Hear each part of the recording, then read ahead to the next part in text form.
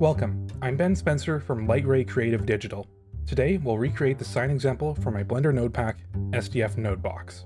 I'm really excited to share this episode with you. I think there's a lot of interesting information in this episode, specifically about how you can use SDFs with realistic models and add more detail with infinite resolution and potentially drastically reduce the poly count on your models. We'll start with the modeling first, and so in a blank scene, to start with the plane for the main part of the sign, I'll add in a plane. And that's it, that's all we need. The last bit of geometry we need is the post that holds up the sign. That'll also start with a plane. So I'll duplicate the plane that we have here and move it down slightly on the z-axis to avoid z-fighting. Also make sure to name your objects in your hierarchy. I'll admit it doesn't matter so much for two objects, but it's a good habit. Next, I'll select the signpost plane and then open the N panel. I'm going to watch the dimensions of my plane as I scale down on the x-axis by pressing S and then X, and scale down until it's about 0.2 meters wide. Next, I'll scale it up on the y-axis. It doesn't matter too much how long it is as the bottom of the post is out of the frame in the image, so just scale it up a good bit. Then I'll move it back on the y-axis until the top of the plane is in the center of our sign plane. Now that we have our plane in the size and position we want, I'll hit Ctrl A and select Apply Rotation and Scale. This will bake those values into our geometry so that we don't get any funny behavior later. The last thing we need to model is the indent in the post. To model this, I'll hide the sign to access the top of the post, and then I'll go into Edit mode for the post. I'll hit Ctrl R and scroll up once to create two loop cuts going down the long direction of our post. I'll also right-click to cancel once I've made the cuts to ensure that they're centered. Then, with the two edges we just created selected, I'll scale them a little bit on the x-axis just to make the center face a touch larger. With the edges still selected, I'll hit Ctrl B to bevel them, and I'll hold Shift as I drag out because we want these faces to be pretty thin. Then I'll switch to face selection and select our center face, then hit G and Z to move it down to create the indent. Lastly, I'll select our four inside edges and hit Ctrl B again to round these edges out a bit. As far as geometry and modeling are concerned, we're done. The only thing I'll do is I'll go into object mode, right click and hit Shade Smooth to get rid of the faceting. These 10 faces and 24 vertices are all that we need. Honestly, as long as your camera isn't going to be close to the post, you can easily get away without the last bevel that we added, which would reduce the model to 6 faces and 16 vertices. But since we'll be looking at it closely for this example, I'll leave it in because it does help. Now I'm sure some of you are wondering about the holes in the post. In the example and real life signs, the post has a bunch of little holes running down its center. However, if we were to model all of those holes with geometry, it would take a minimum of 8 vertices per hole and terrible topology to get something that only looks half decent from a distance. Admittedly, that's not a lot of geometry, but it does add up. For reference, only 3 of those holes would double the amount of geometry compared to what we have now. The much better solution that we're going to use is that we're going to utilize the nodes from SDF Nodebox to create an alpha mask for all of the holes. In comparison, this strategy is much easier to set up, cheaper to render, you don't need to worry about topology, and it's fully procedural, so you can change it at any time. And because SDFs are created with pure math, they effectively have infinite resolution, so the holes will look great and be perfectly round from any distance. To start, I'll change my viewport to Material Preview, and then open a panel off to the side here, and change it to the shader editor. Then, with the post selected, I'll create a new material for it with a button at the top. This will create a default principled BSDF node for us, which we'll keep. Before we can start creating SDFs, we need a coordinate space to work with, which means we need the texture coordinate node. We use object coordinates for this example, so I'll pull off of that socket and create a repeat infinite node. If you haven't seen the previous episodes of this series, this node will create a repeating coordinate space, allowing us to make an infinite array of SDFs. And of course, the SDF we'll use is the Circle 2D SDF. So I'll pull it out of the vector output socket of the repeat infinite and search Circle 2D. Now, if I preview the Circle SDF, we can see that the circles and the spacing are too large. So bring the circles radius down to 0.02. As for the spacing in the repeat infinite node, we only want to array our circles on the y-axis, so I'll set the x and z spacing to 0, and the y spacing to 0.09. Next, we want to use our SDFs as a mask rather than as a gradient. So I'll output the Circle SDF node to an SDF to mask node. Then we can plug the mask directly into the alpha socket of our principled BSDF node. Now our post has turned black and white. That's because the material preview mode is just Eevee, and we still need to set up our material to work with transparency in Eevee. Transparency will just work in cycles, but to get it to work with Eevee and in the material preview, we first need to go into the render panel and change to Eevee if we weren't already using it. This needs to be set to Eevee to access the settings we need. If you want to render in cycles, you can go back and change this after we've changed the settings we need to. Next, we'll go down to the Material tab, and then under Settings, we want to change the Blend mode and Shadow mode to any of the Alpha options. Alpha Clip is the easiest to render and will be perfect for our use case since we're going to use a mask. You'll want to use the other options in instances where you want translucency rather than transparency. Now that the transparency is set up, we can see that our mask is doing the opposite of what we want. It's keeping the holes and removing everything else. We need to set the invert setting of our mask node to 1 to fix this. Now that we've created the holes, we'll move on and create a quick base metal material. To start, I'll open the base color of the principled BSDF and pull the color ever so slightly into the blues. And then I'll pull the value slider down to about halfway. The post is made of metal, so I'll also pull the metallic slider to 1. To break up the uniformity, I'll go back into the texture coordinate node and, pulling off of the object socket, create a noise texture node, and plug the noise texture into our roughness socket. Then I'll set the scale to 0.4, detail to 11, and roughness to 1. The material's finished for the most part, but in its current state, you don't need to be all that close to the post before it becomes obvious that it's essentially just a plane with an alpha mask on it, and it looks like a cheap trick. And to be fair, that's what it is right now. But thankfully, it's easy to make it look a lot more convincing by adding on a normal mask, which will add depth and hide that our post is just a plane. What's really giving away that our post is just a plane is that nothing in the real world has perfectly sharp corners or edges like this. There's always some beveling that will catch the light, especially on a metallic surface like this. This is what we're going to add in. This is very easy for the circles. I'll duplicate our SDF to mask node, plug it into the height socket of a bump node, and from the bump node into the normal of our principled BSDF. Again, the bump node is a node that needs a gradient, so we'll need to increase the feathering value of the mask node. This will control the thickness of the edge we're creating. You can set it to whatever you want, but I found a value of 0.003 worked well. Now we have something, but it doesn't look right because we need to adjust the distance on the bump node. I'm not 100% sure what the distance socket represents, but I'm pretty sure it's the distance in meters that changes from that a change from black to white in our height texture represents. In this case, a value of 1 would be 1 meter, which is way too much for the thickness of our signpost. I don't have a reference for how thick the metal of a signpost is, but I used a value of 0.002, which is equivalent to 2 millimeters, and that both looks and feels right to me, so that's what I went with. Now that looks a lot better, and if I zoom in on the holes and toggle the bump node on and off, you can see how much of a difference that edge and its ability to catch highlights and shadows makes in the believability of our post. However, we're not done yet. We've beveled the edges around our circle holes, but there's still the edges on the outside of our plane we need to cover. I'm not going to bother with the edges at the top or bottom though, as they'll be hidden for the vast majority of angles we'll look at the sign from. For these edges, we need an SDF in a line.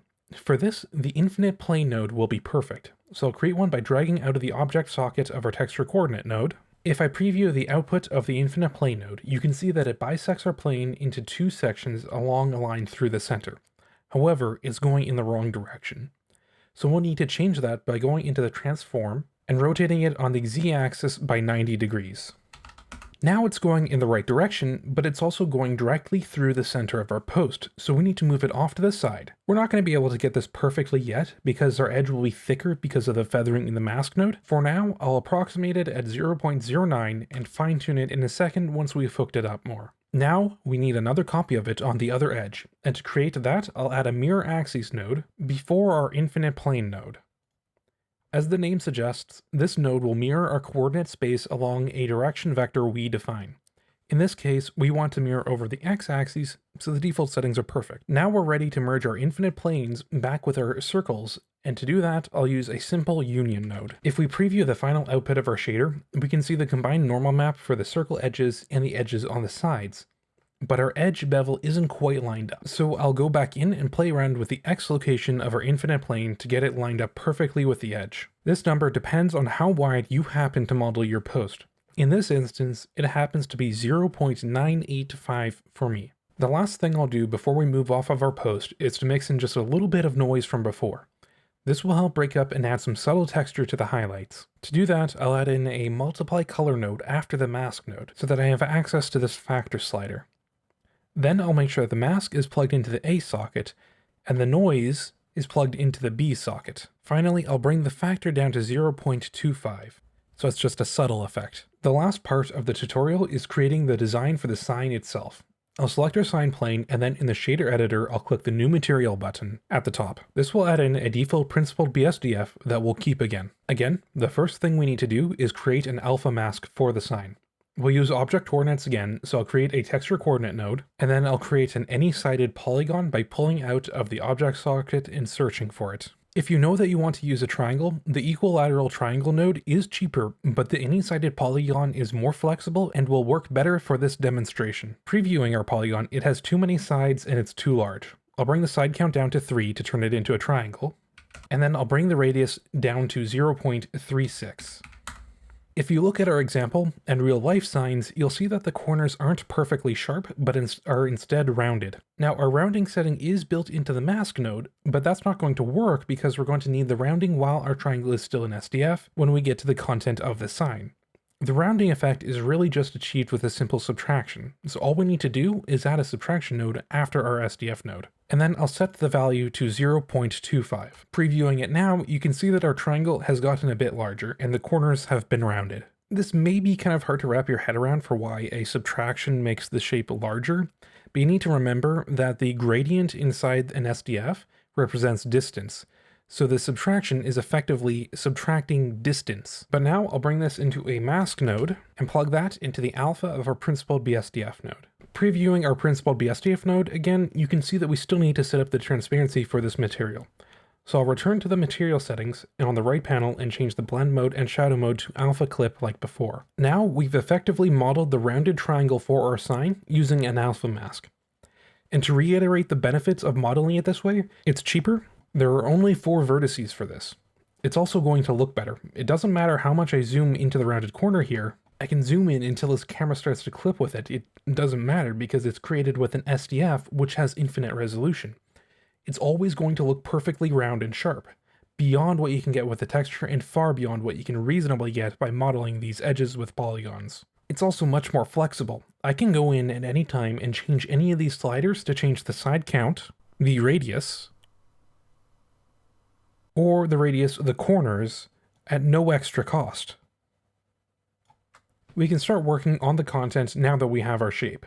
The first thing we'll do is set up the colors, and for this we'll use the same method we used in the last episode by using a mix node and a mask in the factor to decide where each color should be. For the content of our sign, all we'll need are these 2 colors, a foreground color and a background color. To match the example, I'll open up the A color, and using the Hue Saturation Value tab, I'll set the saturation to 0.9, and the value to 0.466. Then opening the B color, I'll change the value to 0.7. While we're here, we might as well set up the rest of the BSDF settings. However, the problem is that these signs are usually made from a retro-reflective material that's difficult to recreate in Blender. I found that increasing the metallic to 0.5 and the specular IOR to 1 creates an effect that can emulate it well enough to give the same feeling even though it's not actually retro-reflective. Now that we have the colors and the BSDF set up, we just need to create the actual content in the sign. I don't think there's actually all that much that's going to be new here for this section. It's a lot of stuff we've already covered, just at a larger scale to compose an image. The first thing we'll add, simply because it's low-hanging fruit, is the outline around the sign. First, I'll create a reroute after our subtraction node. Then, dragging out from there, I'll create an outline node. From the outline node, I'll make an SDF mask node, and plug that into the factor of our mixed color node. Once that's plugged in, you can see that it adds a white border around the edges of our sign. To match the example, I'll set the thickness of the outline to 0.05. The next simplest item on our list is the cliff. To start, I'll duplicate our texture coordinate node to reduce the spaghetti. From there, I'll pull out of the object coordinate socket and create an infinite plane node. Before I move it into its final position, I'll union it with the outline before it goes into the mask node. Once I do that, you can see that our sign has been separated into 2 sections. Now that we can see what we're doing, I'll open up the Infinite Planes Transform panel and set its Z rotation to 60 degrees. Then I'll bring down its Y position to about negative 0.52. But now, of course, the cliff in the example isn't a perfect line like this, so to rough it up, I'll add in a Displace SDF node after our Infinite Plane node.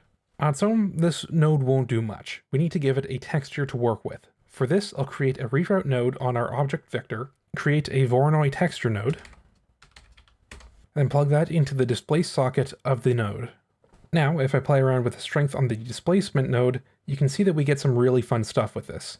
However, we don't need to do anything this crazy for this example. To get the displacement to match the example, I'll change the Voronoi from F1 to distance to edge, the scale to 5.5, and the displacement strength to 0.24.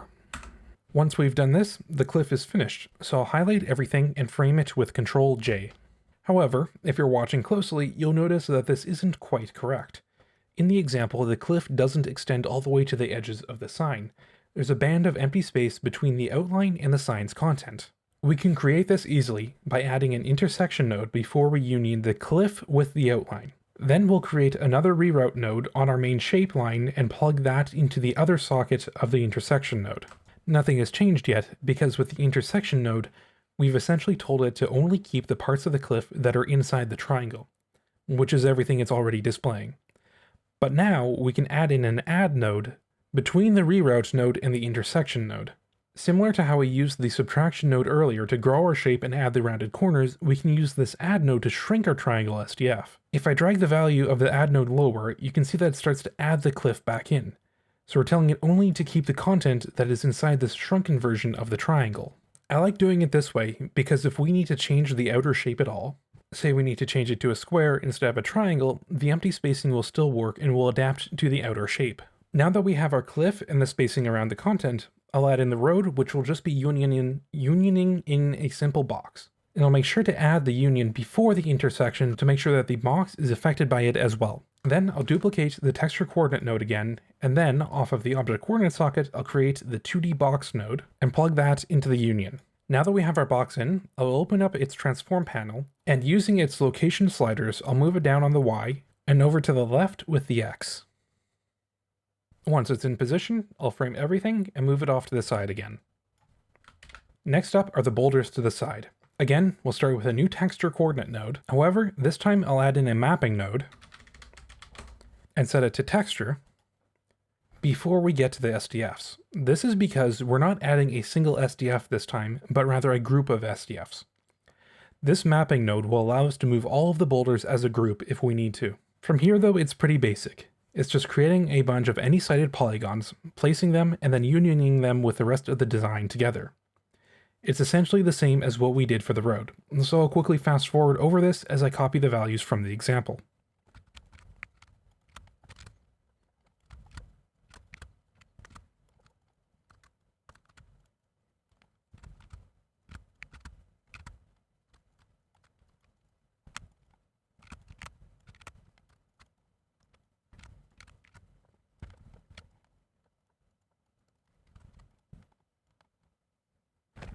Now that that's all set up, I'll leave the nodes open here for a second so that you can pause the video and copy over the values if you want. Lastly, we have the car. Again, this will be a combination of a few different SDFs into a single object. So similar to the rocks, we'll start with a texture coordinate node and a mapping node set to texture so that we can move all of the car's components together. The first thing I'll create is the main box for the chassis. We could use the box and subtract from it to make the rounded corners like we did for the main triangle, but if you look at the example, the top corners are actually more rounded than the lower corners. And this is something that the rounded box 2D node will let us do. Again, once I've created it, I'll plug it into another union to add it to the rest of the design. As you can see, it's too big right now, so I'll reduce the X size to 0.26 and the Y size to 0.1. It's still not going to look right because the default radii for the corners are too large for the scale we're working at. I'll open up the radii panel, and to match the example, I'll set the first two radii to 0.08, and the second two to 0.05. The numbering is set so that the first two radii are the top corners and the bottom two are the lower corners. Now that we have our rounded box in the correct size and with the correct radii, we'll move it into position. But because we want to move the entire car and not just the chassis, we'll do the translation using the mapping node. This is so that when we add other components, as long as we use the vector coming out of the mapping node, it'll already have this translation built in. I'll set the X location to negative 0.34 and the Y location to negative 0.27. And looking at the example, it seems I also brought the X scale down to 0.95. Next up are the tires, and for that, we won't need anything fancy, so we'll use a regular box 2D. From here, I know that we'll want to add some rounding because the profile of the tires is a bit rounded, they aren't perfectly square. So similar to what we did for the main triangle, I'll add in a subtraction node and set it to 0.04. Then I'll add another union node after the rounded box to add the tire to the design. And we can see that it's too large and in the wrong location. I'll bring the X size down to 0.015 and the Y size down to 0.02. The X location up to 0.14 and the Y location down to negative 0.11. Now our single tire has the correct location, size, and amount of rounding, but there's only one tire. We need to mirror it to the other side of the car, so I'll pull out the mirror axes node again and insert it right before our box 2D node. We want to mirror in the X-axis so the default settings are already correct. Lastly, we need the top of the car. The top of the car has a taper where the top is thinner than the base, so we'll use a trapezoid for this. Again, I'll create a reroute node before the mirror node, and from that, I'll create the trapezoid SDF. And then I'll union it again with the rest of the car. Again, we need to adjust our settings, so I'll bring the first length down to 0.16, the second length down to 0.13, the height down to 0.05, and finally the Y location up to 0.11. It looks small now, but we want to add some rounding, so we'll do the same as before and add in a subtraction node. And I'll set the value to 0.05. Now it's about the right size and shape, but we still need the window. We could create this with a difference boolean, but using an outline node is much easier and cheaper. I'll add one after our subtraction node and set the thickness to 0.015. And now we're practically done with the material. The last thing we'll do is add in a quick normal map. This is going to be pretty subtle, but it'll help to add some detail for how this sign might have been constructed or about how the material it's made of behaves physically, which helps to add some believability to the model and helps to fool the audience into thinking this could be something they might see in real life. One thing I noticed when looking at reference for the original model is that sometimes signs will have this banding effect, which I liked. This is easy to create. I'll create a texture coordinate node and then a wave texture node. This is what'll make the banding we want. With the wave texture, I'll set the band direction to diagonal, just because, and I'll increase the scale up to 7. Before we turn this into a normal map, I'll also mix in a noise texture. This will add some warping to the surface so that it doesn't look perfectly flat. It'll be a very subtle effect, so it'll still look very flat, but it won't be perfectly flat. I'll create the noise texture off of the object socket like before, and then I'll bring the scale down to 1 and the detail to 0. This is going to make it a large, soft noise. Now that we have our noise and wave textures, we'll add them together, overlaying them on top of each other. Then we'll plug the output of the add node into the height of a bump node. The bump node can then be plugged into the normal of our principled BSDF.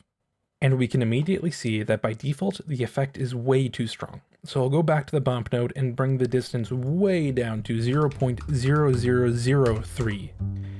And that's everything there is to it. I'll just change the HDRI to get some nicer lighting. As a recap, we covered how you can use the nodes in SDF Nodebox to create alpha masks and normal maps to add procedural details to your models with infinite resolution while using fewer resources than if you had added those details with geometry or texture files. And how using these techniques can allow you to create more detailed models with very little geometry. To reiterate, while admittedly very simple, our model here only contains 24 vertices. Now, I want to say thank you for watching to the end of the video. If you're interested in picking up this node pack, there are links in the description. I'm not sure yet what the next video will be about. I was thinking maybe a tutorial on how I would recommend baking these materials to textures for the instances where you can't use procedural materials and need to use textures. However, if there's anything else that anyone is interested in, let me know in the comments and I'll see what I can do. I'll see you next time.